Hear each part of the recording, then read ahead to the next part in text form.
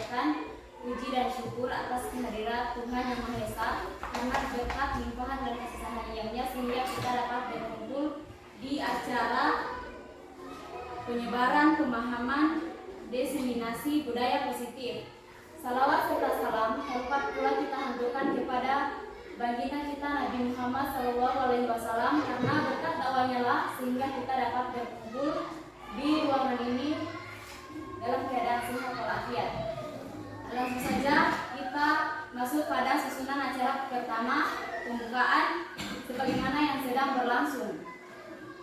Acara kedua menyanyikan lagu Indonesia Raya.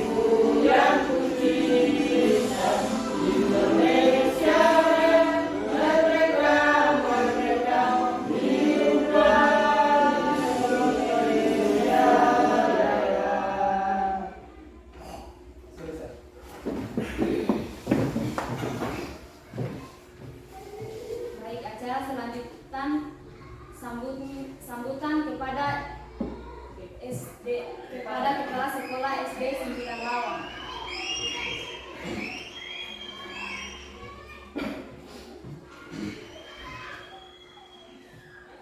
Bismillahirrahmanirrahim. Assalamualaikum warahmatullahi wabarakatuh. Waalaikumsalam warahmatullahi wabarakatuh. Yang saya hormati calon guru penggerak dari SD Sembilan Lawang, Bapak Muhammad Sofian Tati, SPDBR. Yang saya hormati Bapak Ibu Guru SD Sembilan Lawang. Yang saya hormati pula mahasiswa PPL dari Paisrahan. Alhamdulillah, kita selalu bersyukur kepada Allah Subhanahu wa Ta'ala karena begitu banyak nikmat yang diberikan kepada kita, baik berupa kesehatan, kekuatan lahir maupun batin, sehingga pagi hari ini kita dipertemukan di ruangan ini dalam suatu rangkaian kegiatan yang merupakan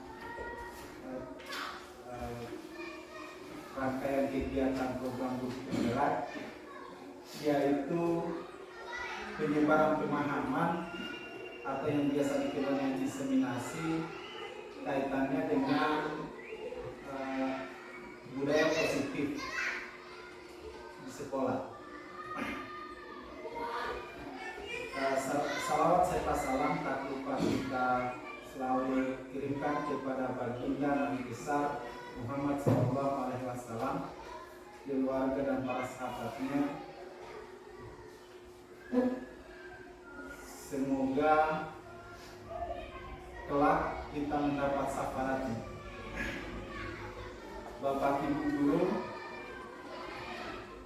beserta kegiatan diseminasi budaya positif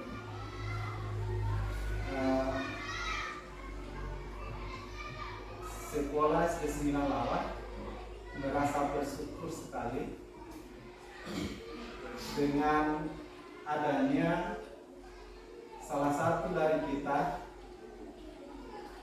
telah mengikuti pendidikan calon guru penggerak ini. Mudah-mudahan ke depan bukan saja satu yang bisa mengikuti program ini, tetapi teman-teman yang lain bisa mengikuti pula. Yang kedua, kesyukuran bagi kita bahwa apa yang didapat, apa yang dipelajari oleh calon guru penggerak kita tentunya sebisa mungkin untuk didiseminasikan kepada kita semua. Dan hari ini diseminasi itu, aksi nyata itu telah kita lakukan kaitannya dengan budaya positif. Ini merupakan pelajaran di modul 1.4 ya. 1.4. Mudah-mudahan kita bisa mengikuti dengan baik, dan harapan kami sebagai pimpinan sekolah, apa yang didapat oleh Pak Sofian, oleh calon guru penggerak di kegiatan program pendidikan guru penggerak, sebisa mungkin dan secepat mungkin untuk disebarkan ke teman-teman supaya kegiatan itu bukan saja terjadi di kelas 5, tetapi apa yang diterapkan, apa yang dikehendaki oleh pendidikan guru penggerak ini dapat menyebar ke semua kelas di SD 9, sehingga suatu saat nanti akan memberi warna tersendiri, akan memberi dampak positif dengan adanya guru penggerak di sini, sehingga kita dalam sekolah ini terinspirasi oleh calon guru penggerak, dan ke depan kalau misalnya sudah ada perubahan, sudah ada warna positif yang ada di sekolah Lawak, mudah-mudahan akan menyebar ke sekolah lain. Jadi harapan kami dengan kegiatan guru penggerak, dengan kegiatan-kegiatan seperti ini, penyebaran pemahaman semoga dapat menyebar dengan cepat, dan di SD 9 akan nampak, oh di sana ada guru penggerak yang membedakan dengan sekolah lain.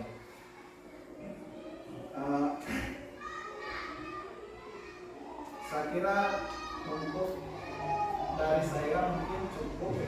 Mudah-mudahan kita bisa mengikuti ini, mengikuti kegiatan diseminasi positif ini dengan baik sampai berakhirnya kegiatannya hari ini.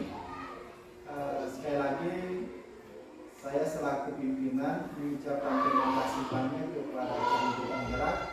Terima kasih banyak kepada Bapak Ibu guru yang telah mendukung kegiatan ini, kegiatan yang diikuti oleh Pak Sofian, dan hari ini adalah bentuk dukungan Bapak Ibu terhadap kegiatan yang diikuti oleh Pak Sofian. Saya kira cukup sekian, dan saya mengucapkan wabillahi taufiq wal hidayah. Wassalamualaikum warahmatullahi wabarakatuh. Baik, acara selanjutnya kita masuk pada kegiatan inti, yaitu diseminasi budaya positif oleh calon guru penggerak angkatan 9 dari SD Negeri 9 Lawang oleh Bapak Muhammad Sofian Taati SPD GR. Waktu dan tempat kami persilahkan.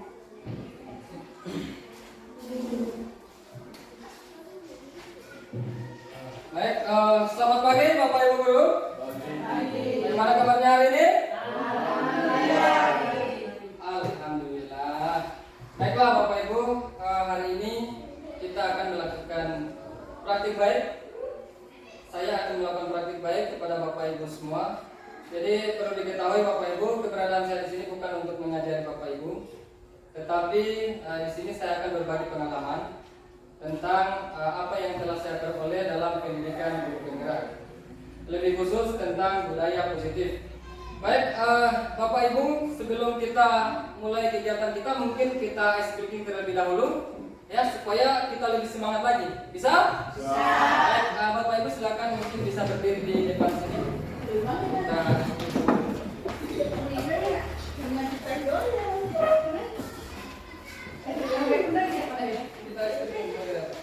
Kita nanti dipandu sama mereka. Segini.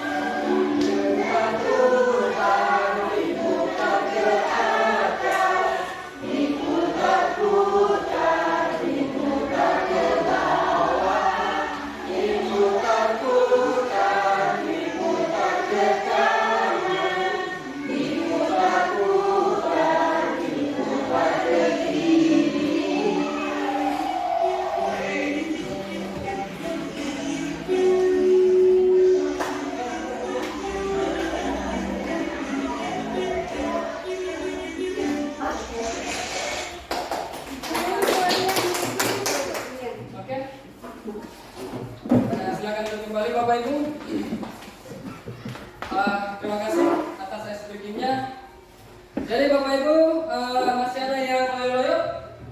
Ya. Sudah semangat ya? Ya, baik Bapak Ibu. Konsep inti praktik baik yang akan saya sampaikan hari ini adalah yang pertama tentang perubahan paradigma belajar. Ya.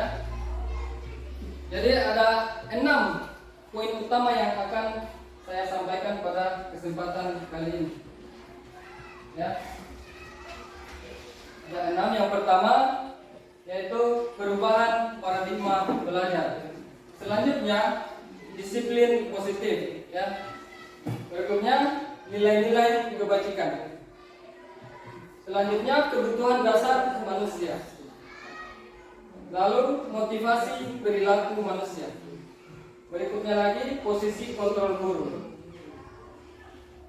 Dan keyakinan kelas, selanjutnya yang terakhir segitiga restitusi. Ya, baik Bapak Ibu, sebelum kita melangkah kepada poin yang utama yaitu perubahan paradigma belajar, saya terlebih dahulu ingin tahu sebenarnya apa itu budaya positif. Ada yang bisa kasih gambaran apa itu budaya positif? Ya, silakan. Hal-hal baik. Ayo, ada lagi? Yang lain? Nilai-nilai kebaikan. Nilai-nilai kebaikan. Ada lagi? Kebiasaan baik. Kebiasaan baik. Ya, baik, semua itu Bapak Ibu adalah budaya-budaya positif yang kemudian akan kita kembangkan di sekolah kita ini, ya, di SD Negeri 9 Lawa ini.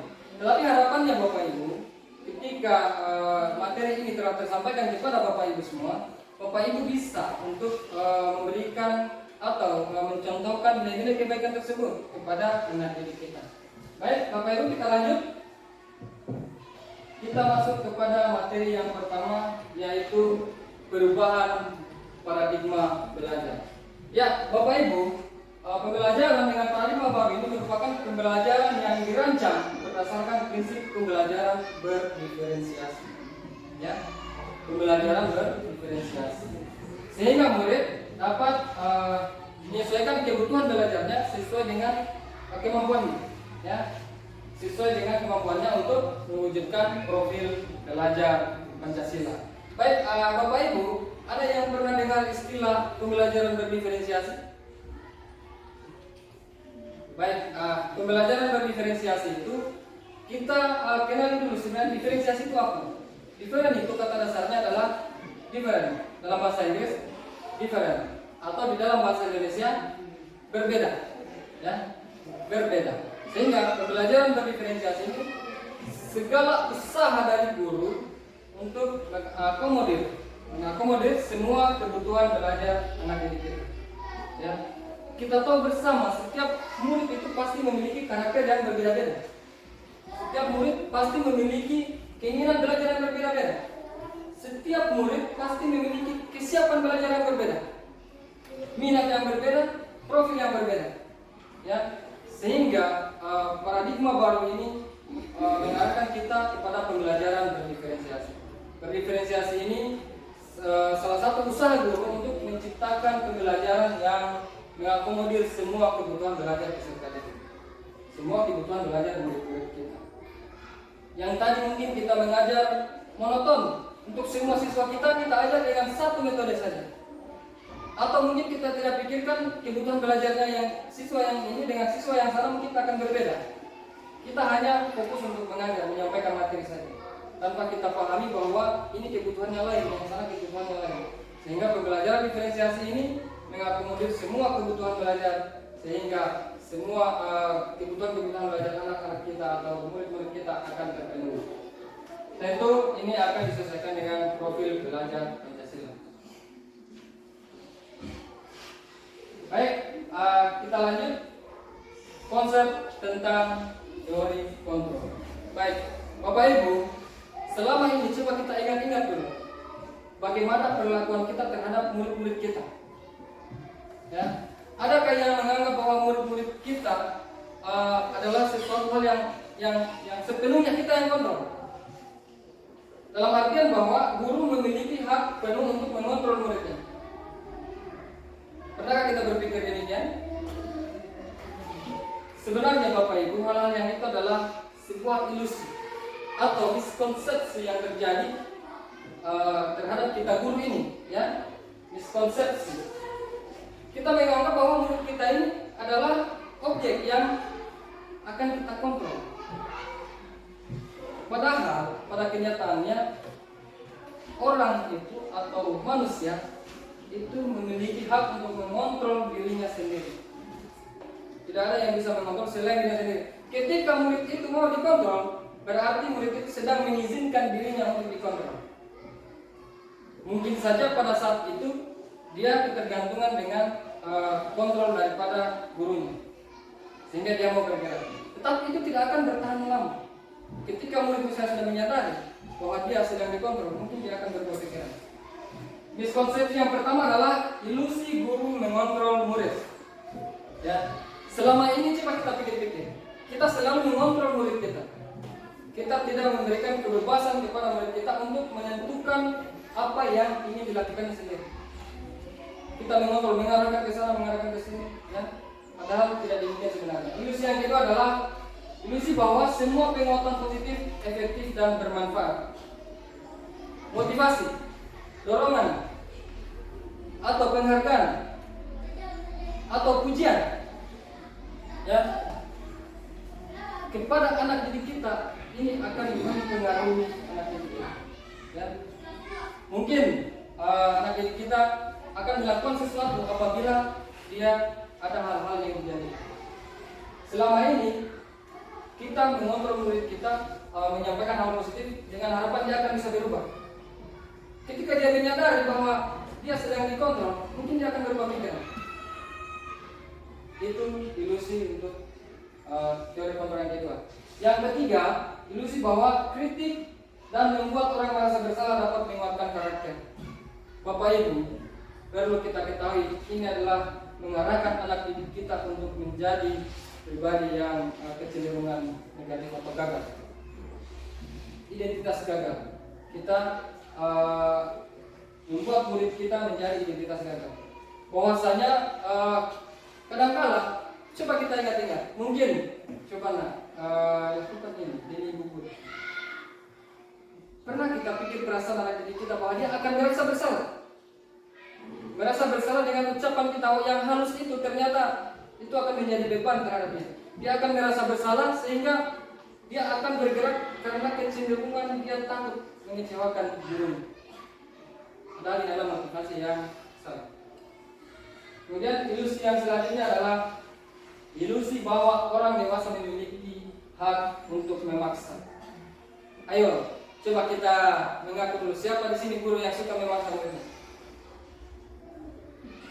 Kadangkala karena satu penilaian kinerja tertentu, misalnya, kemudian nilainya bagus atau hasilnya bagus, sehingga kita memaksa anak kita untuk terus melakukan hal tersebut melalui satu dasar penilaian kinerja yang berhasil.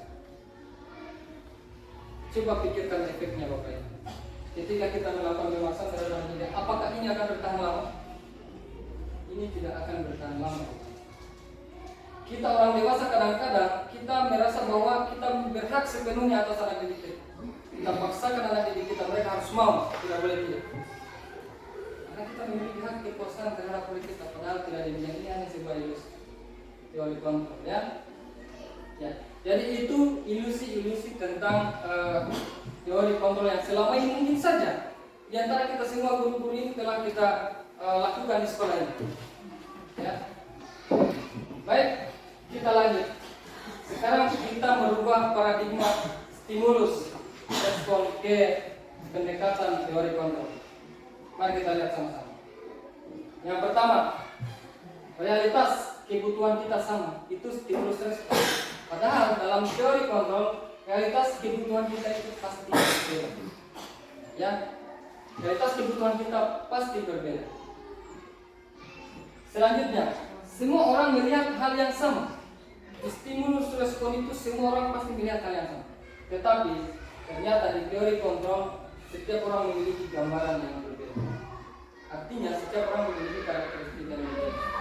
Selanjutnya kita mencoba mengubah orang agar berpandangan sama dengan kita. Pernahkah kita melakukan hal ini? Misalnya kita inginkan orang itu supaya sama sepemikiran dengan kita. Pernah kan? Padahal itu sebenarnya teori yang harusnya adalah kita berusaha memahami pandangan orang lain tentang itu. Artinya bahwa kita harus membuka pikiran kita bahwa apa yang menjadi pandangan kita belum tentu sama dengan mereka. Selanjutnya, perilaku buruk dilihat sebagai suatu kesalahan. Nah, ini yang sering kita lakukan. Kadangkala seseorang melakukan perilaku buruk, kita anggap bahwa itu adalah sebuah kesalahan. Padahal sebenarnya kenyataannya perilaku salah juga itu memiliki tujuan, memiliki alasan. Ya, semua perilaku memiliki tujuan atau memiliki alasan. Tergantung kebutuhan dasarnya pada saat itu. Lanjut, orang lain bisa mengontrol saya. Sekarang Bapak Ibu, coba kita pikir-pikir. Maukah Bapak Ibu dikontrol sama orang lain? sebenarnya yang lebih berhak atas bapak ibu adalah bapak ibu sendiri. Ketika bapak ibu pada saat itu mau dikontrol, berarti bapak ibu sedang mengizinkan. Mungkin kebutuhan dasar bapak ibu pada saat itu memang sedang ada pada orang yang mengontrol bapak ibu tersebut. Kemudian saya bisa mengontrol orang lain. Ini juga persepsi yang salah. Kita tidak bisa mengontrol orang lain. Seperti kebalikan yang ini. Orang lain itu hanya dia juga yang bisa kontrol dirinya sendiri. Lanjut, pemaksaan ada pada saat bujukan gagal. Tahu bujukan gagal ini? Misalnya menghardik, mengintimidasi, memaksa. Itu adalah bujukan gagal. Misal karena kita butuh sesuatu pada si ibu guru misalnya, kita paksa dia, kita hardik. Itu bujukan yang gagal. Lanjut, model berpikir menang kalah, persaingan, menang kalah. Saya tidak mau kalah sama bersama dengan, padahal di teori kontrol ini model berpikir menang. Ya. Baik, sebelum kita kesini Bapak Ibu, saya ingin bermain sedikit dengan Bapak Ibu. Saya ingin Bapak Ibu mengepalkan tangannya. Satu orang berpasang-pasangan ya. Satu orang mengepalkan tangannya. Yang ada di kepalan Bapak Ibu ini sesuatu yang sangat berharga, yang Bapak Ibu akan sekuat tenaga untuk pertahankan. Akan pertahankan sesuatu yang berharga ini demi kelangsungan hidup Bapak Ibu. Ya, yang sebelah Bapak Ibu akan berusaha untuk membuka kepalan tangan ini. Bagaimanapun caranya, baik itu memaksa, menghardik, merayu, memberi uang, apapun caranya, silakan buka tangannya. Tapi yang ini, yang mengepal ini silakan pertahankan, karena ini adalah sesuatu yang sangat berharga, yang harus dijaga, yang harus dirahasiakan demi kelangsungan hidup Bapak Ibu. Sekarang 1 menit kita praktekkan yang ini. Yang sebelah kanan mengepal, yang sebelah kiri dulu yang berusaha untuk membuka. Coba kita lakukan. Silakan dipraktekkan Bapak Ibu. Terserah mau dikata-katain bagaimana, ayo buka. Ayo buka Bu, saya butuhkan apa yang Ibu kepal. Buka Bu, nanti saya kasih uang sebanyak-banyaknya. Kalau sudah tidak mampu dengan lainnya, mungkin dia akan memaksa. Kalau kamu tidak buka, saya bunuh kamu.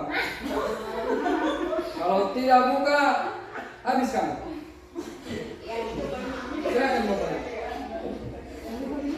Ayo dirayu. Kalau tidak mampu dengan rayuan, silakan dibuka paksa. Rayu. Mungkin rayu. Ibu, saya ada butuh bantuan Ibu ini. Saya menginginkan apa yang Ibu pegang itu. Tanya dulu, apa sebenarnya yang ada di dalam ini Bapak?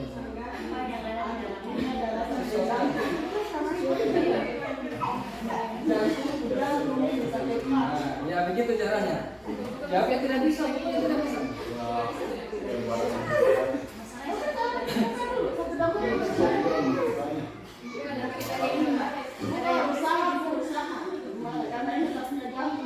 Nah, sudah Bapak Ibu? Oke, sekarang menghadap ke sini. Oke, pertanyaan pertama. Apakah Bapak Ibu buka tangannya? Jika dibuka, kenapa dibuka? Pertanyaan kedua, apakah Bapak Ibu tidak membuka tangannya? Kalau tidak dibuka, apa alasannya? Yang ketiga, siapa sebenarnya yang berhak mengontrol Bapak Ibu? Ayo, pertanyaan yang pertama. Yang tidak membuka tangannya, kenapa tidak membuka? Kenapa tidak membuka tangannya? Ayo, kenapa tidak membuka tangannya? Karena barang-barang kita tidak mungkin kita lepas. Bapak Ibu mempertahankan barangnya yang berharga itu akan diberikan kepada orang lain. Pertanyaan yang kedua, kenapa dibuka?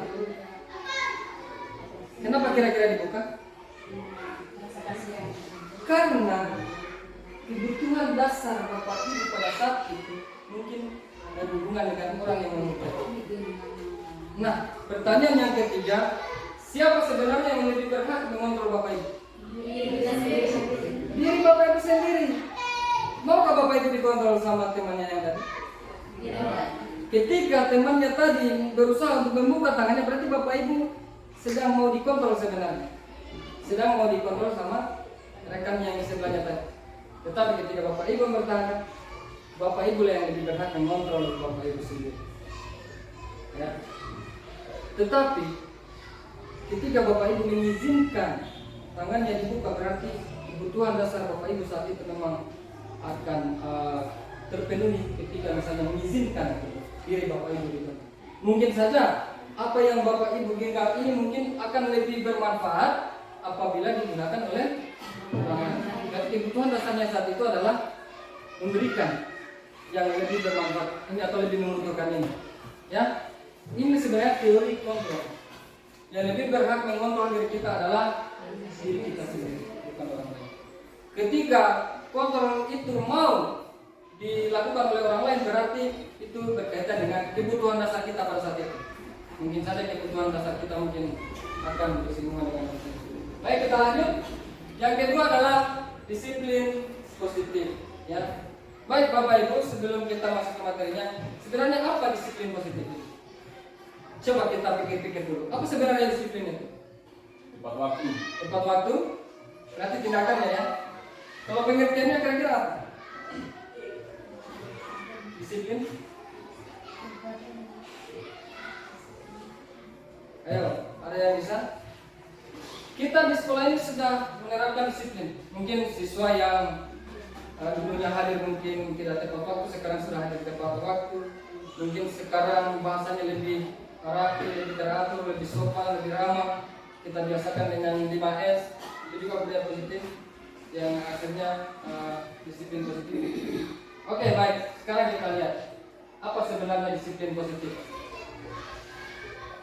Jadi, Bapak Ibu, disiplin positif itu berasal dari kata disiplina, yang artinya belajar.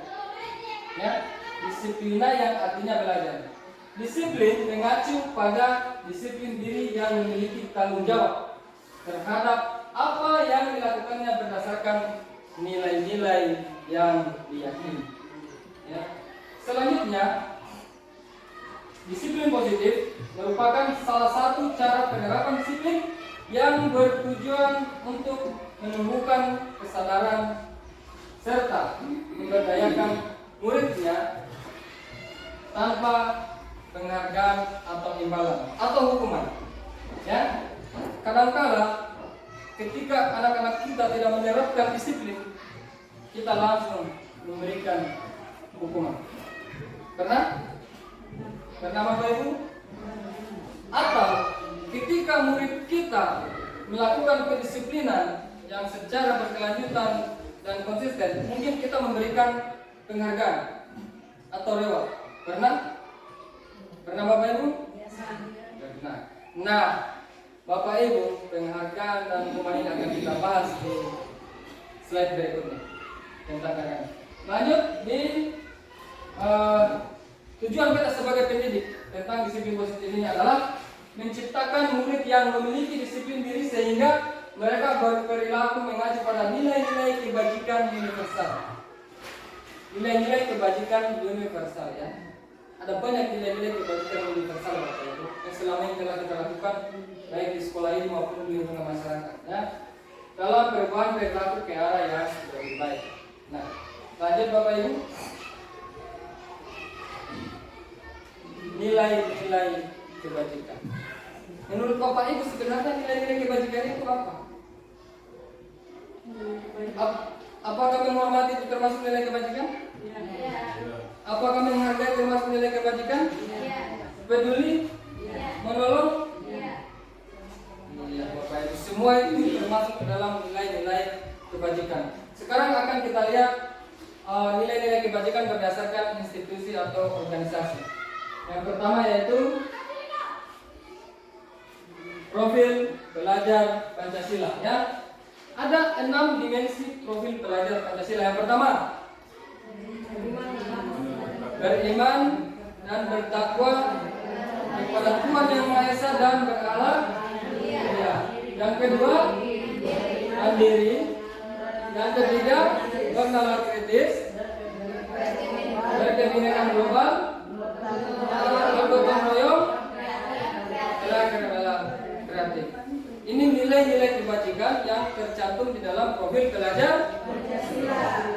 Yang kedua, Bapak Ibu, menurut Ibu Primary Year Program atau PYP, nilai-nilai kebajikan yaitu toleransi, rasa hormat, integritas, mandiri, menghargai, empati, antusias, keingintahuan, kreativitas, kerjasama, percaya diri, dan komitmen.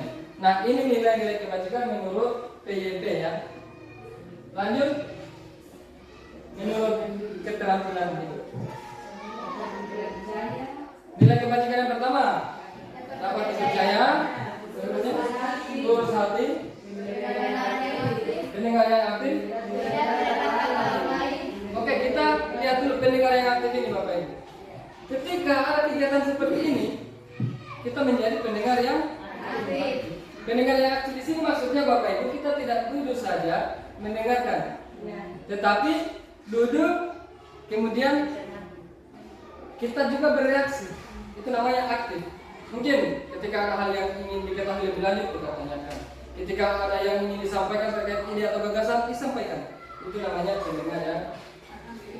Lanjut, kita merendahkan orang lain, kemudian memberikan yang terbaik dari diri. Seperti kita semua guru-guru di sini telah memberikan yang terbaik untuk anak didik kita. Kita apa yang terbaik dari diri kita salurkan kepada orang lain. Ini adalah keterampilan hidup. Baik Bapak Ibu, kita lanjut. Poin yang keempat adalah kebutuhan dasar manusia. Ya, baik. Kebutuhan dasar manusia adalah segala sesuatu yang kita lakukan untuk memenuhi apa yang kita inginkan. Seluruh tindakan yang kita lakukan memiliki tujuan tertentu. Ya, seperti yang saya katakan tadi, baik atau buruk yang kita lakukan pasti memiliki tujuan. Ya, mungkin saja apa yang kita lakukan itu memang untuk memenuhi kebutuhan dasar kita. Ya, baik. Ada berapa kebutuhan dasar Bapak Ibu? Ada 5 kebutuhan dasar. Yang pertama, kebutuhan untuk bertahan hidup. Ya, kebutuhan bertahan hidup ini Bapak Ibu mungkin berkaitan dengan makanan, pakaian, tempat tinggal, keamanan, kesehatan. Ada satu yang paling penting Bapak Ibu, kebutuhan biologis. Ini juga termasuk kebutuhan dasar manusia. Ya, mohon maaf kalau yang belum menikah, kebutuhan biologis di sini adalah salah satunya kebutuhan reproduksi. Sekarang coba bayangkan Bapak Ibu, ketika kebutuhan reproduksi ini tidak terpenuhi, apa yang akan terjadi? Perang dunia ketiga. Ya Bapak Ibu, mungkin perang dunia ketiga ya. Mohon maaf kalau yang belum menikah ya. Jadi ini salah satu kebutuhan dasar manusia yang harus dipenuhi. Kebutuhan dasar yang harus dipenuhi. Ya, salah satunya adalah kebutuhan biologis. Lanjut, kebutuhan yang kedua adalah kasih sayang dan rasa diterima. Ya, misalnya dipedulikan, berbagi, kerjasama, ya, menjadi bagian dari kelompok. Berarti dia rasa ingin diterima. Ya. Lanjut, kebutuhan yang ketiga adalah penguasaan. Penguasaan ini kadang-kadang kita kalau kelewatan di kebutuhan penguasaan ini sudah terkesan sombong kita dan otoriter biasanya. Pertama, harga diri, keinginan untuk dianggap. Pernah nggak Bapak Ibu? Coba kita rasakan. Pernah nggak kebutuhan ini selalu kita usaha untuk penuhi? Kita berusaha untuk penuhi, ya kan? Kadang-kadang kita seperti itu. Kemudian kepemimpinan, berprestasi, diakui dan didengar. Ya, ini biasanya yang memiliki ambisi tinggi sebenarnya untuk kebutuhan ini. Tapi kecenderungannya itu sukses dia. kecenderungannya sukses. Kalau kebutuhan yang ketiga ini. Yang keempat, kebebasan. Mandiri, memiliki pilihan, mencoba hal baru, mampu mengendalikan arah dirinya. Ini adalah kebutuhan mandiri. Kemudian yang terakhir adalah kesenangan. Bermain, humoris seperti saya ya Bapak Ibu. Oh, Ibu juga. Siapa yang setuju kalau saya memiliki kebutuhan yang kelima ini? Ayo, mungkin semua kita ya, antusias, tertawa. Ini kebutuhan yang sangat dibutuhkan sebenarnya. Bukan saja kebutuhan diri kita, tetapi mungkin dibutuhkan juga oleh orang lain. Baik Bapak Ibu, kita lanjut. Poin yang kelima adalah motivasi perilaku manusia. Nah, ini yang akan kita pelajari lebih jauh lagi. Motivasi perilaku manusia. Ada 3 poin utama, ya. Mari kita lihat. 3 motivasi perilaku manusia. Yang pertama, untuk menghindari hukuman. Nah, Bapak Ibu, di sini siapa yang cenderung bergerak karena takut akan dihukum? Karena takut bahwa dirinya akan menghadapi sebuah masalah. Bapak Ibu, motivasi yang pertama ini itu adalah motivasi yang paling rendah tingkatannya. Mau berbuat sesuatu karena takut akan hukuman, karena takut akan sanksi. Dia kecenderungannya akan bertanya, apa yang akan terjadi apabila saya tidak melakukan sebuah perintah? Apa yang akan terjadi? Berarti dia takut akan hukuman. Motivasi yang paling rendah adalah motivasi yang pertama, untuk menghindari hukuman. Ya. Yang kedua, untuk mendapatkan imbalan atau penghargaan dari orang lain. Motivasi yang kedua ini 1 tingkat lebih tinggi daripada yang pertama. Orang lain mau bergerak ketika diiming-imingkan sebuah imbalan atau penghargaan. Dia akan cenderung bertanya, apa yang akan saya dapatkan apabila saya melakukan sebuah perintah? Terkait dengan motivasi yang kedua ini. Nah, Bapak Ibu, coba kita pikir-pikir lagi. Kadangkala kita melakukan tindakan ini sama anak-anak kita di kelas. Mungkin ayo nak lakukan ini, nanti kamu saya kasih bola-bola. Nanti kamu saya kasih nilai yang tinggi. Nanti kamu saya belikan kue, atau nanti kamu saya kasih buku. Nah, motivasi ini adalah salah satu motivasi yang gagal. Ini tidak akan bertahan lama. Ketika anak itu menyadari bahwa dirinya sedang dikontrol oleh gurunya, mungkin perintah berikutnya dia tidak akan lakukan lagi. Karena dia sudah sadar, oh ternyata saya ini perintahnya untuk memperoleh hadiah, memperoleh imbalan. Ketika dia sudah merasa malu di hadapan teman-temannya bahwa dia harus mendapatkan hadiah baru mau berbuat, dia tidak akan melakukannya lagi nanti. Nah, motivasi ini adalah motivasi yang tidak akan bertahan lama. Nah, kedua motivasi ini Bapak Ibu, kedua motivasi ini adalah motivasi yang berasal dari luar atau biasa dikatakan motivasi eksternal. Murid-murid kita kecenderungan bergerak apabila ada motivasi yang dua ini. Dua motivasi ini. Yang pertama, takut dihukum. Yang kedua, menginginkan imbalan atau penghargaan. Nah, kita lihat motivasi yang ketiga. Motivasi yang ketiga adalah untuk menjadi orang yang mereka inginkan dan menghargai diri sendiri dengan nilai-nilai yang mereka yakini.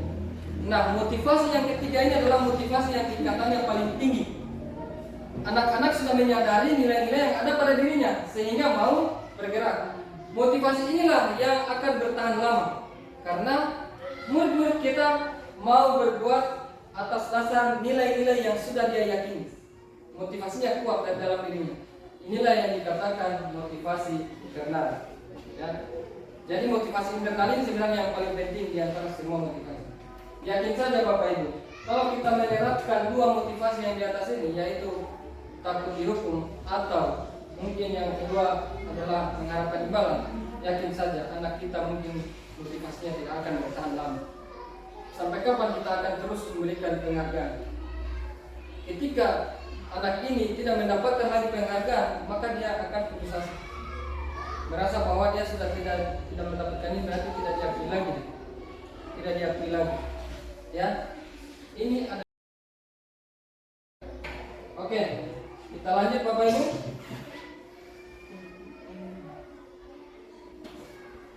Hukuman dan penghargaan. Nah, ini yang saya katakan tadi, hukuman dan penghargaan. Apakah Bapak Ibu setuju kalau penghargaan itu bisa membangkitkan semangat murid-murid kita? Setujukah Bapak Ibu? Kalau penghargaan akan memberikan efek yang baik atau efek yang positif terhadap murid-murid kita? Setuju? Iya, Bapak Ibu, mungkin saja kita akan setuju, tetapi yakin saja itu tidak akan bertahan lama. Nah, sekarang kita lihat. Yang pertama, hukuman. Siapa yang biasa memberikan hukuman sama murid-murid? Hukuman ini adalah sesuatu yang tidak dibenarkan. Terhadap anak kita akan menyakiti fisik atau psikologi. Hukuman ini adalah sesuatu yang tidak dibenarkan terhadap anak kita. Ini tidak akan memberikan efek yang lebih baik karena kita, melainkan akan menjadikan dia sebagai identitas yang gagal. Ya, dengan hukuman ini dia akan gagal. Yakin saja. Yang kedua, penghargaan. Penghargaan ini Bapak Ibu sebenarnya tanpa kita sadari penghargaan ini sebenarnya adalah hukuman. Penghargaan ini hukuman terhadap anak didik kita. Kenapa saya katakan demikian? Ketika kita memberikan penghargaan kepada anak didik kita, yakin saja, suatu ketika dia melakukan kebaikan lagi, kemudian tidak diberikan penghargaan, maka dia akan merasa tidak diakui lagi. Yang kedua, ketika kita biasakan memberikan penghargaan terhadap anak didik kita ini atau murid kita, kedepannya dia akan berbuat karena kecenderungan ingin mendapatkan penghargaan. Ketika misalnya dia merasa dirinya bahwa tidak mampu lagi melakukan perintah tersebut, maka dia akan merasa bahwa dirinya sedang dihukum. Dia akan, motivasinya itu akan menjadi rusak. Ya, mungkin dia akan merasa, saya tidak bisa selesaikan ini, habis saya tidak bisa lagi melakukan. Disitulah dia sebenarnya sedang dihukum. Dia harus melakukan sesuatu untuk mendapatkan penghargaan. Padahal tanpa memperoleh penghargaan pun sebenarnya dia bisa lakukan. Tapi karena pikirannya ingin mendapatkan penghargaan, tergesa-gesa sehingga tidak bisa melakukannya, maka dia akan rasa berdosa. Nah, kita lihat yang pertama adalah hukuman. Hukuman ini sifatnya tidak terencana. Ketika misalnya anak ini kita melakukan kesalahan, saat itu mungkin kita melakukan hukuman. Baik, saya ingin bertanya sama Bapak Ibu. Ketika anak kita terlambat masuk di kelas, kemudian kita suruh dia menyalin misalnya 150 kali, saya terlambat masuk, saya terlambat masuk, saya terlambat masuk. Itu hukuman atau konsekuensi? Konsekuensi yang lain? Hukuman. Nah, sekarang coba kita bayangkan. Ketika kita menulis anak kita ini, apakah dia merasa tersakiti? Pasti dia akan merasa tersakiti. Kenapa teman-teman saya sudah mulai belajar, saya harus menulis yang ini dulu sampai 150 kali baru banyaknya. Mau penuhi buku dengan tulisan ini, dia akan merasa bahwa dirinya sedang tersakiti. Mungkin psikisnya juga terganggu. Nah, dilihat sama teman-temannya, saya mau nulis ini, dilihat teman-temanku saya menulis ini terus saya ulang seperti yang tidak pintar menulis saja saya ini. Psikisnya terganggu Bapak. Maka ketika psikisnya tersakiti dan fisiknya tersakiti, maka itu adalah sebuah hukuman. Itu tidak boleh kita lakukan. Ketika anak kita terlambat masuk, apa yang akan kita lakukan Bapak? Kita biarkan dia mengikuti pelajaran. Konsekuensinya, pada jam istirahat dia harus menyelesaikan materi yang keterlambatan. Tidak boleh keluar di jam istirahat. Artinya terlambat 15 menit, maka 15 menit pada saat keluar teman-temannya dia harus berada di dalam kelas. Itu baru dikatakan sebuah konsekuensi. Ya, dari apa yang perbuatannya itu adalah tanggung jawab. Nah, itu konsekuensi. Baik, kita lanjut. Nah, tadi konsekuensi dan yang ketiga adalah restitusi. Restitusinya akan kita bahas di slide yang terakhir ya. Restitusi. Nah, hukuman tidak terencana atau tiba-tiba, sedangkan konsekuensi terencana atau disepakati sesuai aturan. Itulah kenapa Bapak Ibu di dalam kelas itu harus ada keyakinan kelas atau kesepakatan kelas yang harus dibuat bersama. Akan kita bahas di slide berikutnya. Sedangkan restitusi, proses menciptakan kondisi bagi murid untuk memperbaiki kesalahan. Ya. Poin yang ketiga inilah yang akan kita dalami di pendidikan satu paradigma baru ini. Lanjut Bapak Ibu. Yang keenam, posisi kontrol hukum. Baik, posisi kontrol hukum ini juga ada 5. Posisi kontrol yang pertama, penghukum. Ayo Bapak Ibu, siapa yang memiliki posisi kontrol yang ini? Saya sebelum mengikuti pendidikan guru penggerak juga ini kadang-kadang saya memiliki posisi yang pertama ini. Posisi yang bukan yang paling rendah adalah posisi penghukum. Ketika anak-anak kita melakukan kesalahan sudah dihukum saja. Ya, kadang-kadang mungkin kasih berdiri di depan bendera, kasih berdiri hormat, kasih cubit telinga, kasih jalan bebek, kasih pusat, ya, kasih lari lapangan. Ini adalah posisi kontrol penghukum. Ya. Selanjutnya Bapak Ibu, yang kedua adalah pembuat merasa bersalah. Ayolah nak, lengkapi atributmu demi Bapak Ibu guru. Ya. Kasihan Bapak Guru akan ditegur lagi sama kepala sekolah kalau kamu tidak ada atribut. Ini adalah posisi membuat merasa bersalah. Kita akan membuat murid-murid kita akan merasa bersalah terhadap kita. Ya. Sehingga murid itu akan selamanya merasa bahwa saya sudah membuat kesalahan sama ibu guru. Ya, mengecewakan ibu guru, mengecewakan Bapak Guru. Lanjut. Teman. Nah, ayolah lengkapi atributmu, pakai topimu nak. Ya.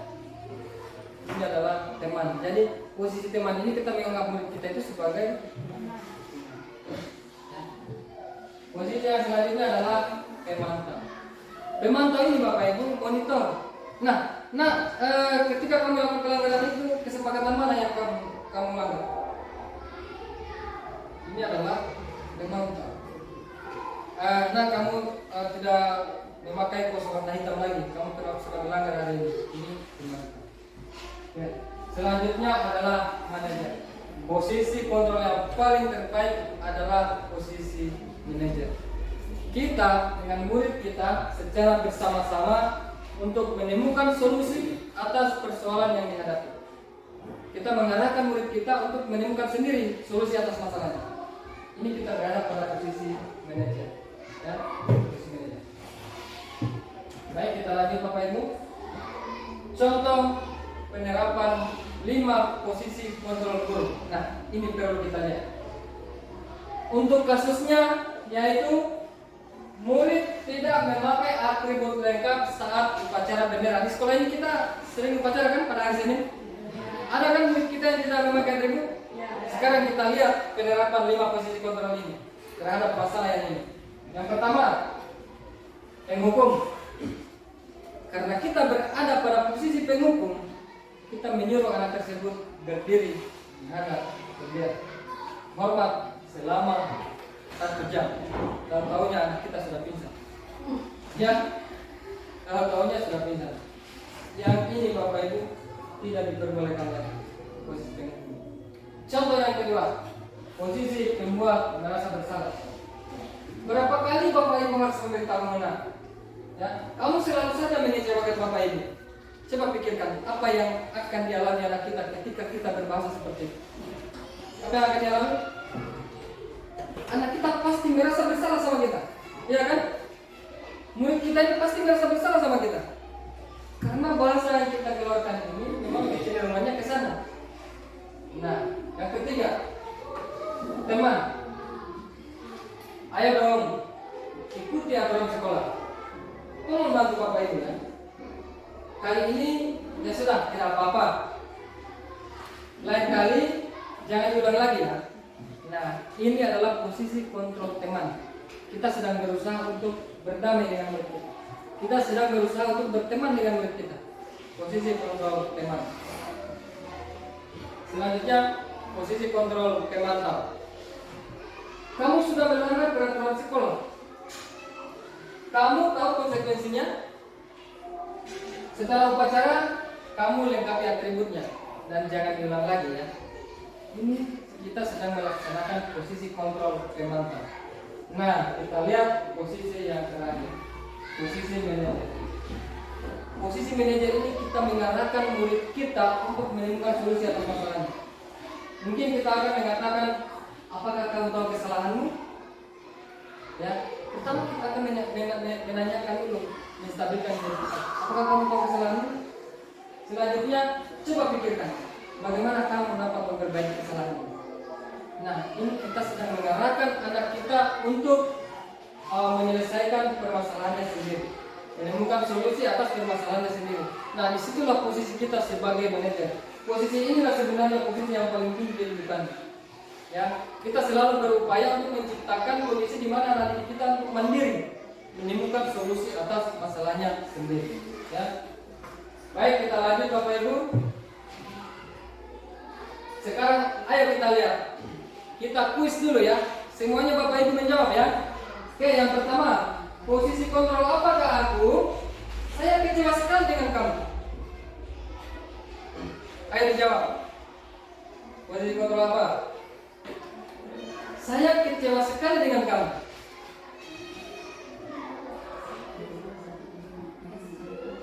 Posisi apa? Dari 5 posisi yang tadi, penghukum, pembuat merasa bersalah, teman, pemantau, manajer. Pembuat merasa bersalah. Saya kecewa sekali dengan kamu. Berarti dia buat anak itu supaya dia ya. Lanjut Bapak Ibu. Yang kedua, posisi kontrol apakah aku? Kamu tidak pernah benar melakukannya. Ayo, yang jawab posisi merasa bersalah tadi. Yang ini?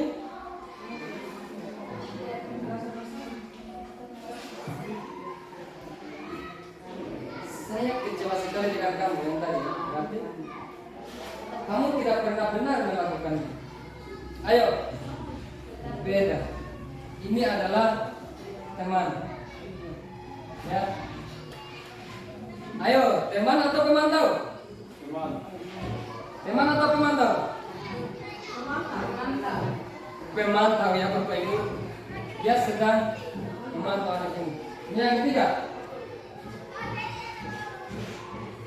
Apa rencanamu untuk menyelesaikan ini? Posisi apa ini?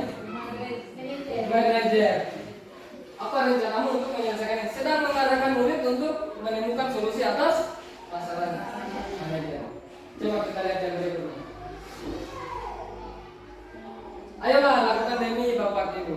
Nah, inilah baru teman.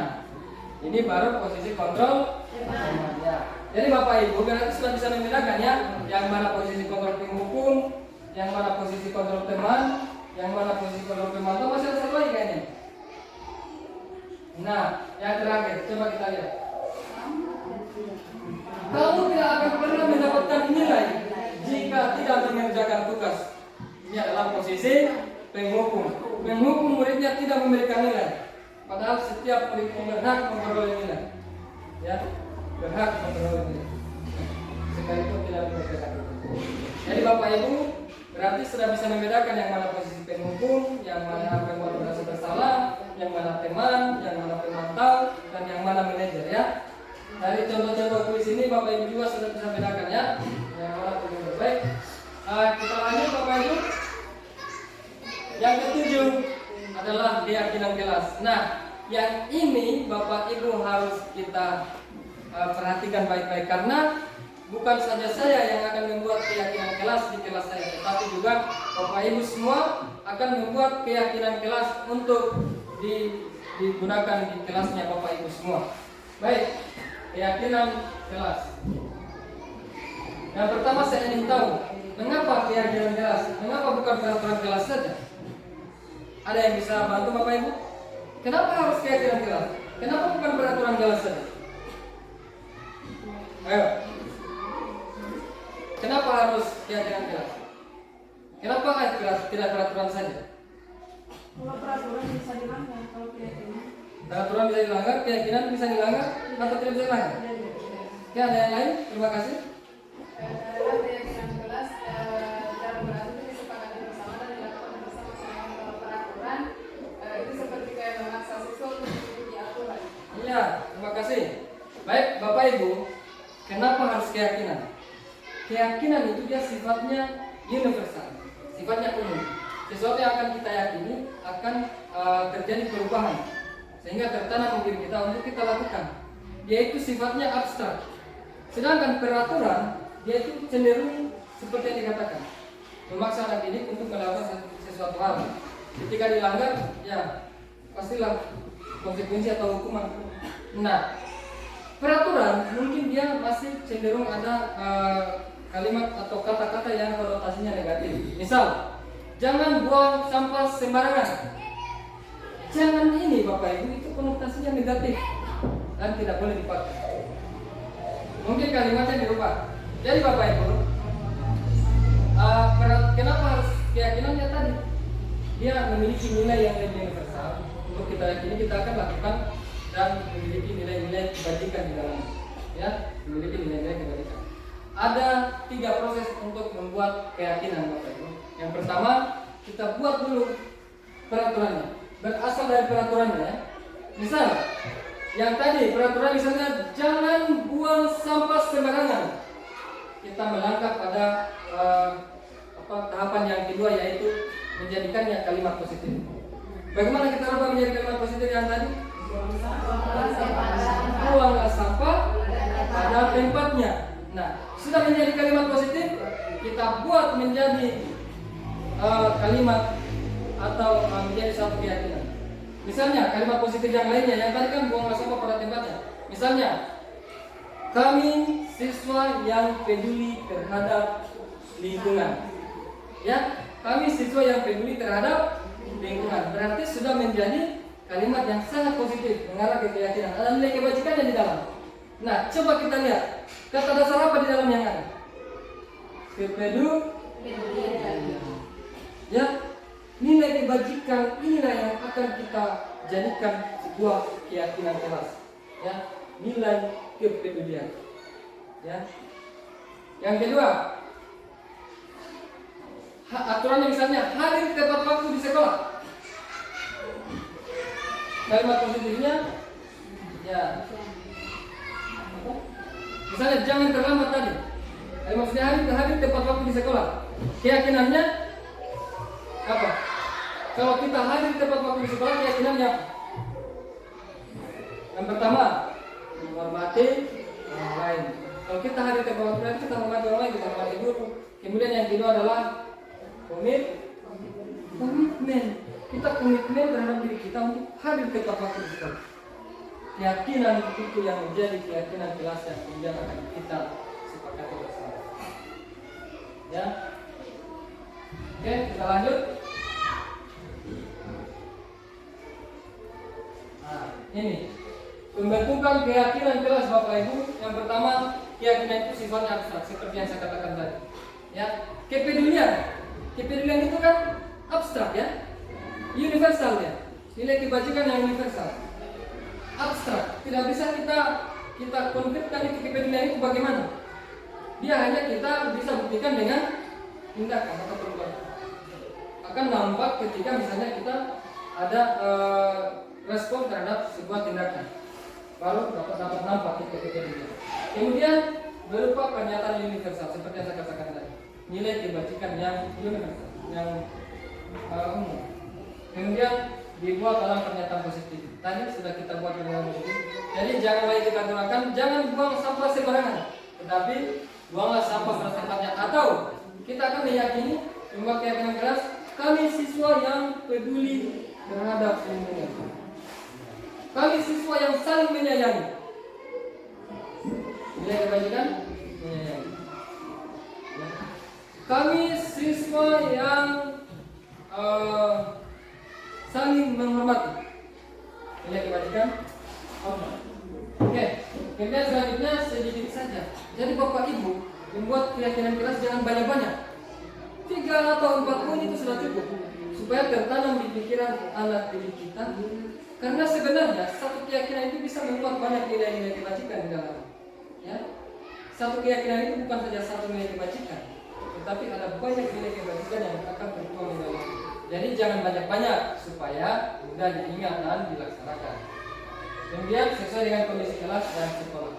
Kita buat keyakinan harus disesuaikan dengan kondisi kelas dan kondisi sekolah. Ya.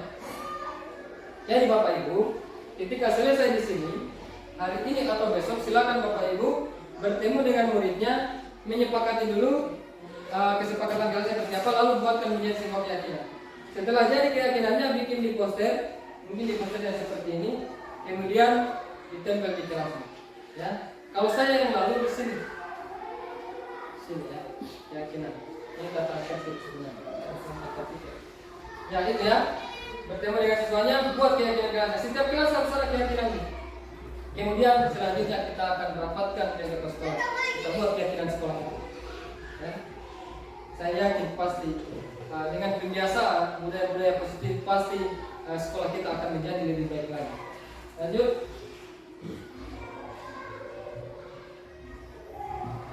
Jadi ini ya, yang tadi saya katakan semua warga kelas harus dilibatkan untuk membuat keyakinan. Nah, yang terakhir Bapak Ibu, segitiga restitusi.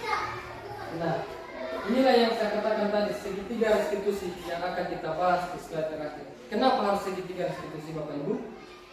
Kenapa? Karena segitiga restitusi ini suatu upaya ya untuk kita bisa berdialog dengan murid kita untuk menemukan solusi atas permasalahan yang terjadi. Kita mengarahkan murid kita supaya bagaimana masalahnya itu dia bisa selesaikan sendiri. Nah, ini dikatakan segitiga restitusi. Proses dialog yang dijalankan antara guru dengan murid untuk menemukan solusi atas masalahnya sehingga murid tersebut kemudian menjadi lebih bertanggung jawab, mandiri dan bertanggung jawab. Nah, ada 3 tahapan segitiga restitusi. Yang pertama, menstabilkan identitas. Yang kedua, menstabilkan identitas. Yang kedua, validasi tindakan yang salah. Yang ketiga, menanyakan keyakinan. Ya, menstabilkan identitas. Kemudian validasi tindakan yang salah.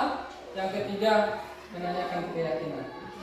Saya yang lalu sudah melaksanakan praktik segitiga restitusi kepada 2 siswa di sekolah kita ini.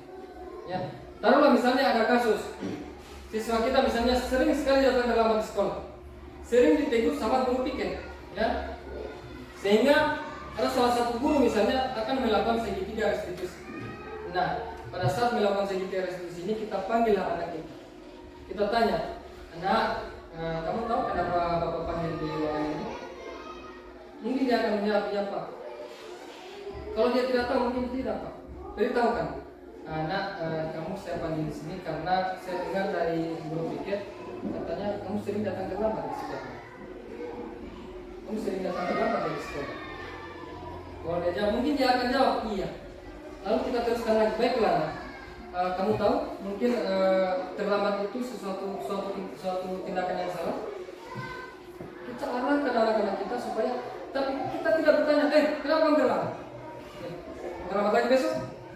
Oh, kalau seperti itu Bapak Ibu, itu bukan menyelesaikan masalah namanya. Tapi kita sedang berusaha untuk menakut-nakuti arah kita ya. Kita pelan-pelan, nak, kenapa Bapak Guru panggil kamu di sini nak?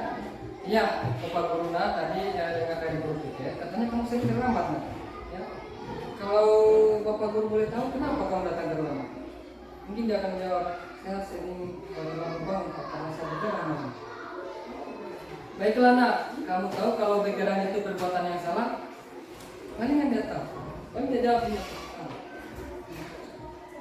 Iya, baiklah nak, kamu sudah menyadari kesalahanmu, ya. Selanjutnya apa yang akan kamu lakukan untuk memperbaiki kesalahanmu?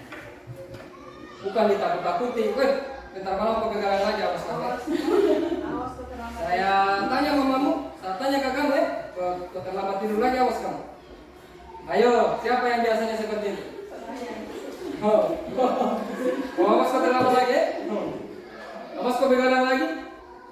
itu bukan menyelesaikan masalah Bapak Ibu. Sehingga perlunya kita belajar restitusi. Pertama kita stabilkan dulu identitasnya. Anak itu kita tenangkan dulu ya. Kita stabilkan dulu. Anak, kamu tahu kenapa Bapak panggil di sini? Itu menstabilkan identitasnya. Kemudian validasi tindakan yang salah. Validasi tindakan yang salah contoh. Nak, kamu tahu kalau begadang itu merupakan tindakan yang salah? Itu validasi tindakan yang salah dilakukan oleh murid. Nah, ketika kita sudah validasi tindakan yang salah, kita arahkan. Baiklah ya, coba kita ingat-ingat lagi. Kesepakatan mana yang kita langgar? Dari perbuatan ini kesepakatan mana yang kita langgar? Ya, menanyakan keyakinan. Apa yang ketiga? Menanyakan keyakinan. Nah, baiklah nak, kamu sudah tahu tindakan yang kamu langgar. Kesepakatan mana yang kamu langgar? Sekarang, apa yang akan kamu lakukan untuk memperbaiki kesalahan?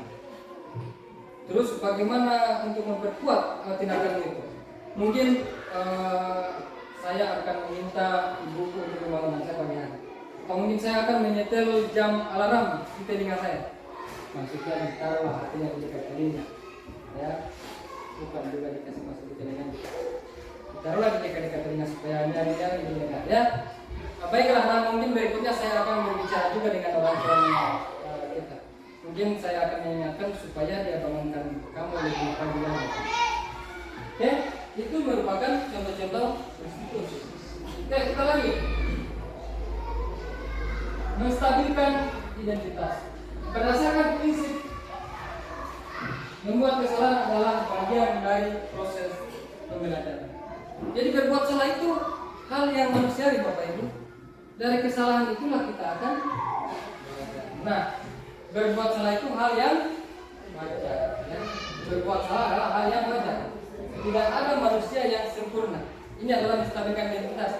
Jadi kalimat-kalimat ini Bapak Ibu bisa gunakan ketika Bapak Ibu akan melakukan restitusi kepada Bapak Ibu. Mungkin kalimat yang ini akan dipakai atau kalimat yang ini. Ya. Jadi ya, berbuat salah itu hal yang wajar. Ya. Semua orang pasti berbuat salah. Bapak juga pernah berbuat salah. Ya. Tetapi yang paling penting adalah kita menyadarinya dan mau itu adalah salah satu tindakan dalam menstabilkan identitas. Ya. Inilah kalimat-kalimat yang mungkin kita akan gunakan. Oke, kita lanjut. Yang kedua adalah validasi tindakan yang salah. Berdasarkan prinsip setiap perilaku berupaya memenuhi suatu kebutuhan tertentu. Jadi kita bertindak pasti untuk memenuhi kebutuhan tertentu. Yakin saja Bapak Ibu. Kita melakukan suatu tindakan baik itu benar atau salah, berarti kita sedang berusaha untuk memenuhi kebutuhan kita. Ya, kita mengganggu teman. Kebutuhan apa yang akan kita penuhi? Kebutuhan apa? Kebutuhan kesenangan kan? Atau kebutuhan kebebasan? Tadi materi kebutuhan kan? Penguasaan, kesenangan, kebebasan. Ya, kebutuhan apa kalau kita mengganggu teman? Mungkin kebutuhan kesenangan, mungkin kebutuhan penguasaan, ya. Baik, kita lanjut. Kamu pasti punya alasan mengapa melakukan itu. Berarti sedang ada apa? Bukan kita sedang. Contoh kasus. Misalnya ibu dalam proses belajar mengajar, misalnya mengganggu yang ini, colek pegang ya kak, atau cumpulingan, itu pasti ada alasannya. Ya, pasti ada alasannya. Sekarang kalau pertanyaannya seperti ini, kamu pasti punya alasan melakukan itu. Ini sebuah kalimat dalam menstabilkan validasi tindakan yang salah. Nah, dalam diskusi ini kita harus sampaikan. Jangan, kamu kenapa kau cuci teman tadi? Kami ini betul-betul tidak hargai Pak Guru kami. Kalimat seperti itu Bapak Ibu kuliah akan kita keluarkan. Tapi semestinya tidak seperti itu ya. Inilah kemudian kalimat-kalimat yang bisa kita gunakan. Atau ketika dia mengganggu temannya, oh nak sebenarnya mungkin kamu bisa melakukan yang lebih buruk lagi sama temanmu. Itu juga sebenarnya validasi yang salah. Mungkin kamu bisa ambil kursi, mungkin buang di kepalanya. Lebih buruk lagi kan? Sedang kita validasi tindakan yang salah.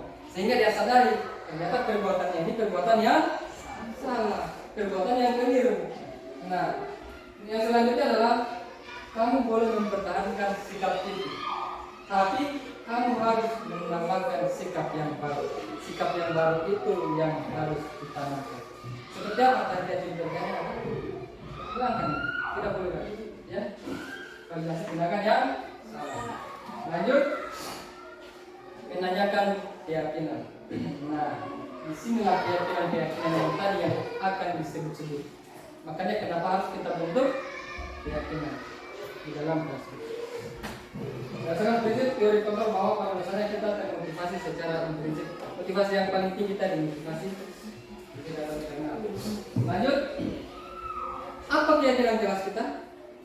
Keyakinan jelas apa yang sudah kamu langgar? Nah, itu menanyakan keyakinan. Kamu ingin menjadi orang yang seperti apa? Ketika sudah dia bahasakan jawabannya, kita arahkan lagi sampai menemukan solusi dari permasalahannya. Itu dikatakan restitusi. Ya.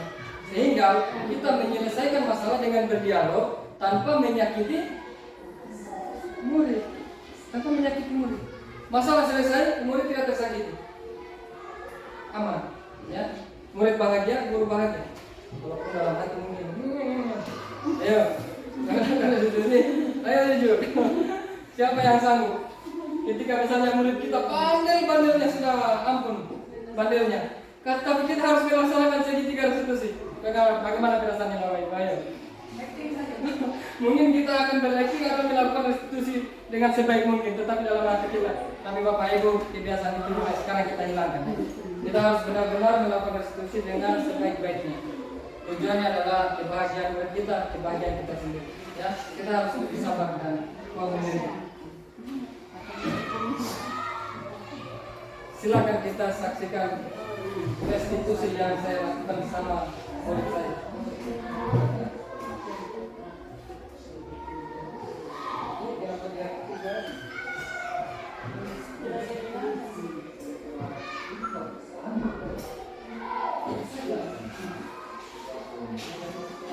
Kayaknya suara di YouTube.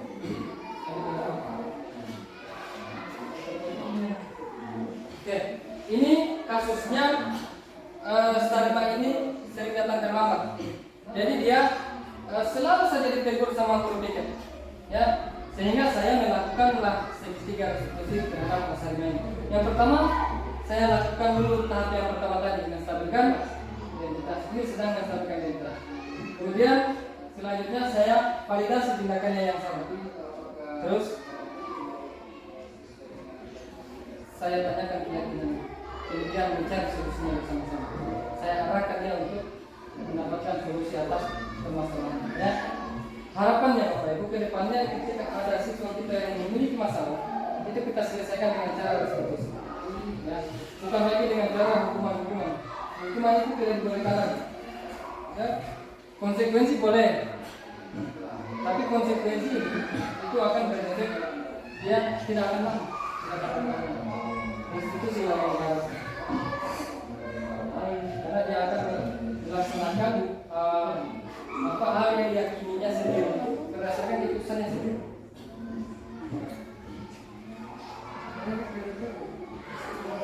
Ini di kantor ya.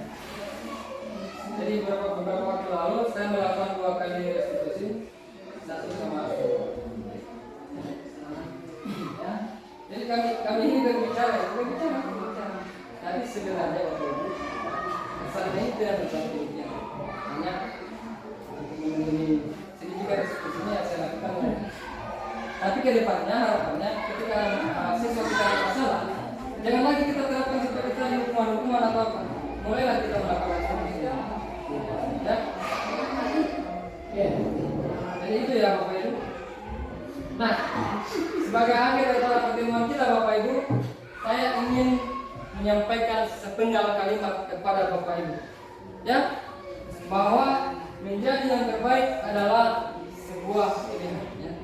Menjadi yang terbaik itu sebuah pilihan. Siapa yang tidak mau menjadi yang terbaik?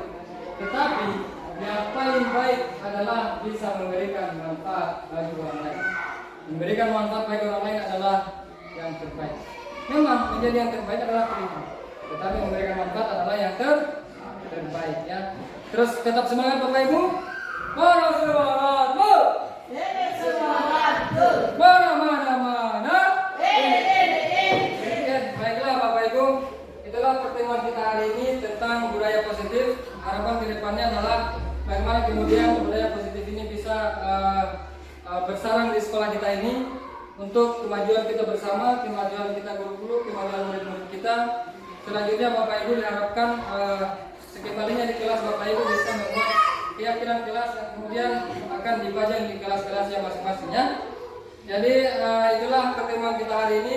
Lebih dan kurangnya mohon dimaafkan Bapak Ibu. Tentu lebihnya datangnya dari Yang Maha Kuasa, kekurangannya pasti datangnya dari saya pribadi. Wabillahi taufiq wal hidayah. Wassalamualaikum warahmatullahi wabarakatuh. Waalaikumsalam.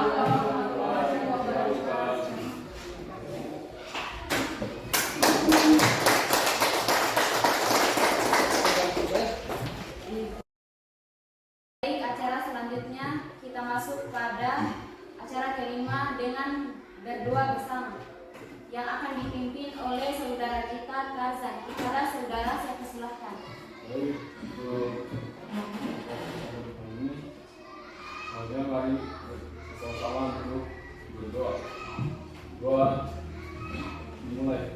Bismillahirrahmanirrahim. Alhamdulillahirabbil alamin. Arrahmanirrahim. Maliki yaumiddin.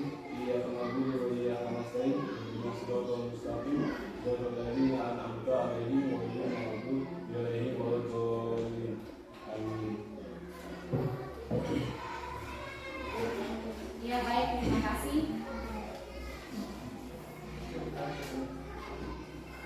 Ya baik, itulah presentasi dari guru penggerak kita. Lebih dan kurangnya mohon dimaafkan. Saya ucapkan wabillahi taufiq wal hidayah. Wassalamualaikum warahmatullahi wabarakatuh. Waalaikumsalam. Selamat pagi anak-anak. Pagi. Bagaimana kabarmu hari ini? Tadi pagi sarapan? Ya. Sarapan apa? Nasi dengan ikannya? Ya. Tiada yang sarapan kampus? Tiada. Kenapa tidak mau sarapan kampus? Ada di rumah. Jadi sarapan nasi ya? Ya. Baiklah anak-anak, sebelum kita mulai pembelajaran kita hari ini, kita awali dengan doa terlebih dahulu ya. Ya. Tapi sebelum kita berdoa, kita awali dengan lagunya dulu ya. Ya. Saya putarkan lagu ya. Semuanya hanya berdiri.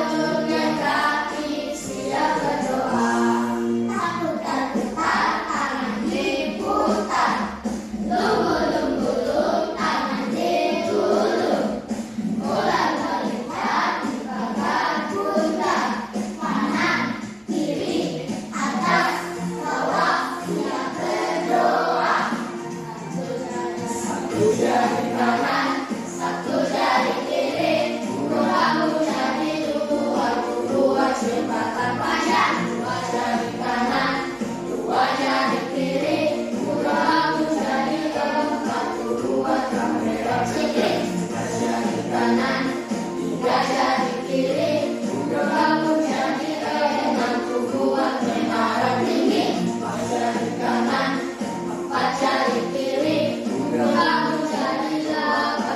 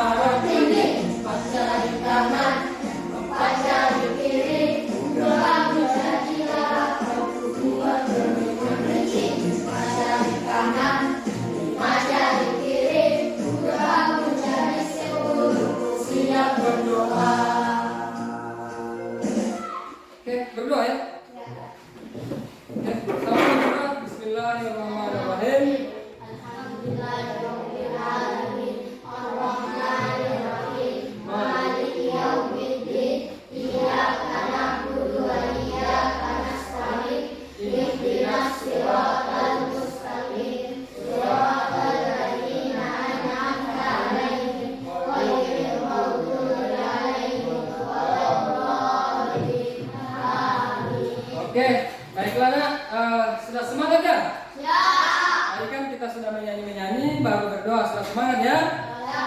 Oke, baiklah anak-anak, pada kesempatan kali ini kita akan menyepakati keyakinan kelas ya. Kita akan membuat keyakinan kelas kita. Kita akan menyepakatinya, kemudian kita tempel di kelas ini nantinya ya. Apa yang sudah kita sepakati ya. Baik, ada yang tahu apa itu keyakinan? Keyakinan terhadap Apa ayo? Ayo. Apa? keyakinan terhadap pendapat. Keyakinan salah satu pendapat. Ya, boleh. Ada lagi? Ayo. Keyakinan yang harus diberani. Ya baik, anak-anak. Keyakinan kelas itu berarti mirip-mirip itu dengan peraturan kelas, mirip-mirip dengan kesepakatan kelas, ya. Sesuatu hal yang akan kita lakukan, kita biasakan, yang kita yakini di dalamnya itu ada nilai-nilai kebajikan, ya. Ada nilai-nilai kebaikan yang bisa kita kembangkan di sekolah kita, di kelas kita ini. Keyakinan kelas kita. Jadi ketika kita bertindak nantinya, kita akan berpatokan kepada keyakinan yang sudah kita sepakati, ya.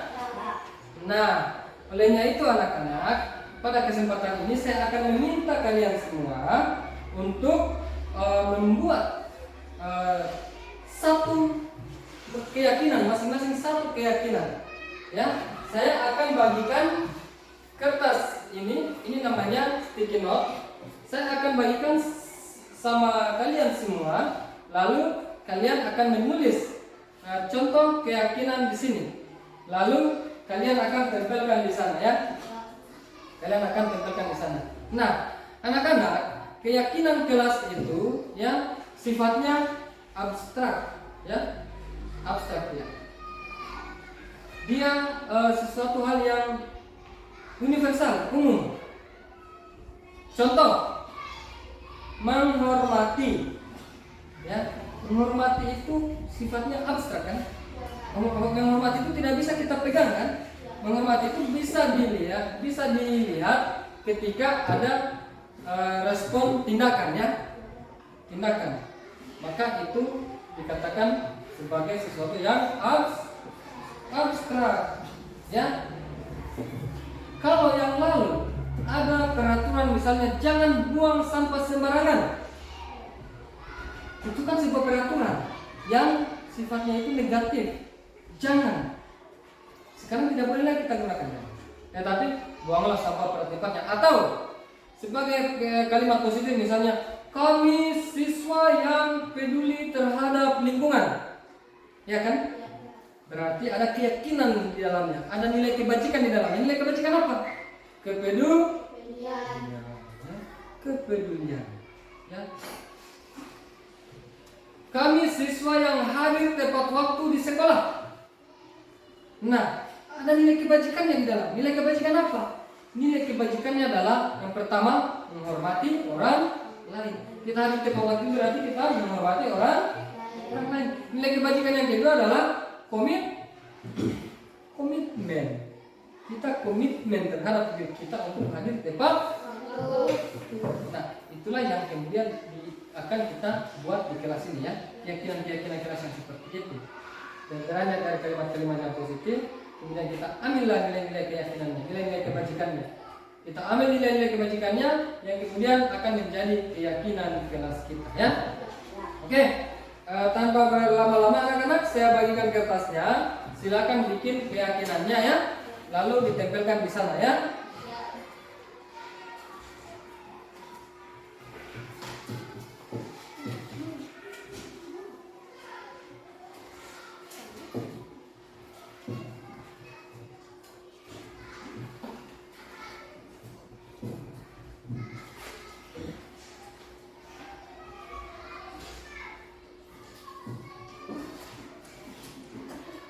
Oke, silakan bikin, ya.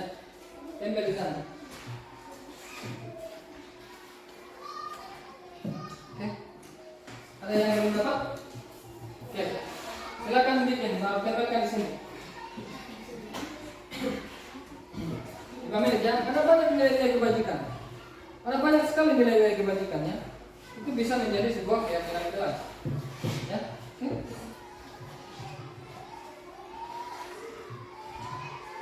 Ya, bikin sih. Langsung tulis saja baru ditempel. Yang sudah nulis langsung tulis di sana baru tempel. Ya. Langsung tempel. Atau mau warna lain? Sebagai warna pink saja paling. Yang pink sebagian aja. Supaya yang sana kan warna kuning tempat nempelnya. Pink aja, pink aja. Apa yang lain kita mau pegang? Pink aja ya.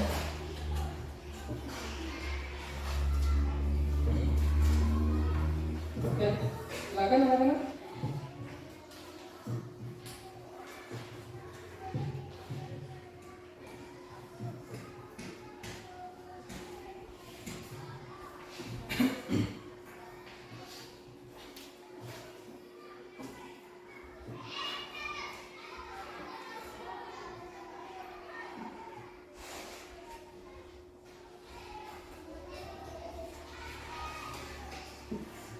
Langsung tempel kalau sana ya. Tidak apa-apa itu tulisanmu kasih besar-besar saja. Tidak apa-apa.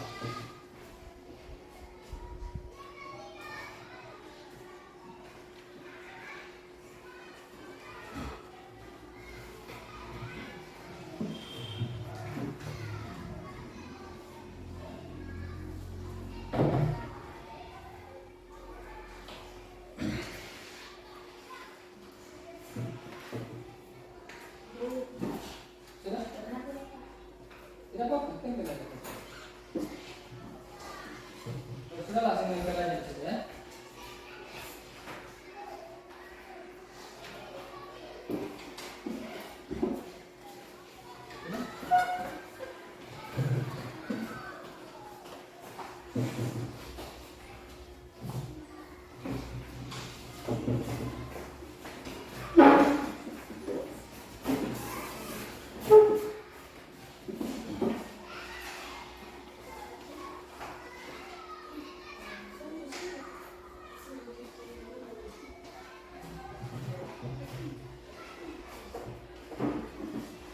Oke, sudah? Kalau sudah silakan kembali.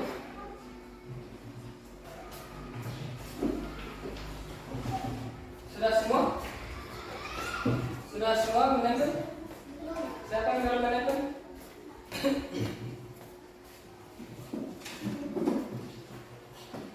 Siapa lagi yang belum menempel? Aja. Aja lagi. Siapa lagi yang belum menempel?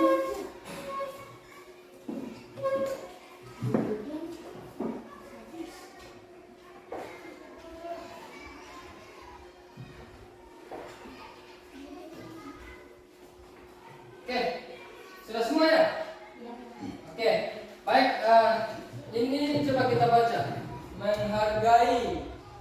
Menghargai guru, menghargai sesama, menghormati guru, membuang sampah pada tempatnya, menghargai guru, melaksanakan piket tepat waktu, menghargai guru, jangan membuang sampah sembarangan, menjaga kebersihan. Ya. Jadi semua itu adalah nilai-nilai kebajikan ya. Yang kita kelompokkan tadi ada menghargai. Jadi kami siswa yang saling menghargai. Kemudian menghormati. Kami siswa yang saling menghormati. Nanti Bapak Guru akan buatkan di poster, kemudian Bapak Guru akan tempel di sini ya. Ini menjadi keyakinan kelas kita. Jadi ini sebuah kesepakatan ya. Kita sepakati bersama ya. Yang pertama kita harus saling menghargai. Kemudian yang kedua menghormati. Kemudian yang ketiga kepedulian. Kalau tadi ada saya lihat kepedulian ya. Kita sepakati ya. Oke. Kemudian apa? Apalagi? Disiplin ya. Jadi itu akan Bapak Guru tempel di sana nanti ya. Ya? Ya. Ya. Kemudian saling menjaga. Oke? Ya. Jadi itu kesepakatan kelas yang sudah kita buat hari ini ya. Jadi anak-anak terima kasih atas partisipasinya dalam pembuatan keyakinan kelas ini. Kita sudah menyepakati keyakinan kelas yang kemudian akan kita tempel di kelas kita ini. Harapan saya ke depannya apa yang kita sudah sepakat ini dapat terlaksana dengan baik ya. Dapat kita biasakan, dapat kita budayakan sehingga menjadi hal-hal yang positif yang kemudian memiliki nilai-nilai kebajikan di dalamnya ya. Jadi diingat ya anak-anak ya, apa yang sudah disepakati ya. Oke baik, itulah pertemuan kita hari ini.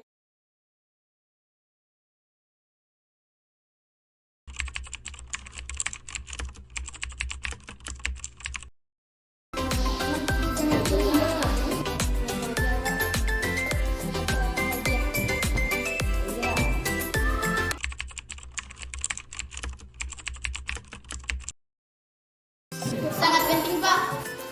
Sangat penting. Sangat penting.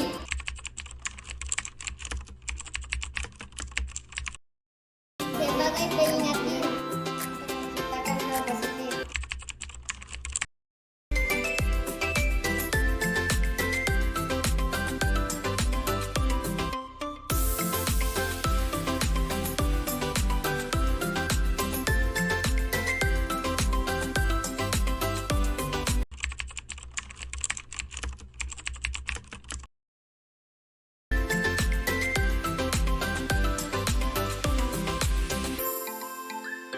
Sekian video ini, semoga dapat menginspirasi.